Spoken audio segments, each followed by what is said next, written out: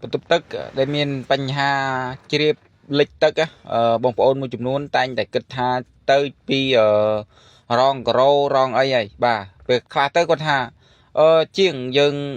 បៀរងបៀអីទៅដឹងតែបាត់ 100% ហើយ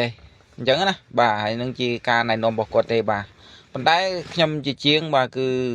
ការធ្វើរបស់ខ្ញុំគឺឆ្លងកាត់មកច្រើនអញ្ចឹងគឺខ្ញុំដឹងថាការ៉ូ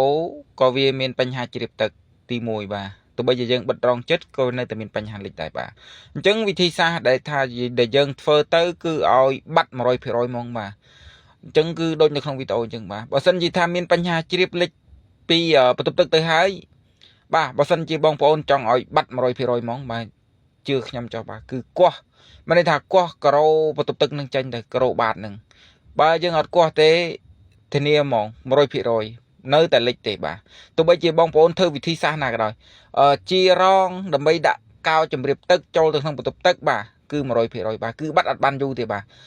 នៅតែមានបញ្ហាលិចជ្រាបទឹកតែបើថាវិធីសាស្ត្រធ្វើដូចខ្ញុំបុកការ៉ូចាស់ចេញហើយបន្ទាប់មកទៀតយើងសម្អាតឲ្យស្អាតហើយបាទហើយទៅយកវីហ្វង់ដែលវានៅខ្ពស់ជាងប្លង់សេដូចក្នុងវីដេអូអញ្ចឹងណាយើងត្រូវកាត់វាចេញឲ្យស្មើប្លង់សេហើយបន្ទាប់មកទៀតចាំយើងធ្វើជំរាបទឹកហើយចាំយើងរៀបការ៉ូឡើងវិញទៅបាទវិធីសាស្ត្រដែលខ្ញុំធ្វើនេះគឺធានាគុណភាពបាន 100% បាទហើយធានាគុណភាពបានច្រើនឆ្នាំទៀតអត់មានដូចយើងវះរងការ៉ូរងអីហើយបញ្ចូលកោការពារជំរាបទឹកទេបាទគឺធ្វើដូចវិធីសាស្ត្រខ្ញុំនេះទៅណា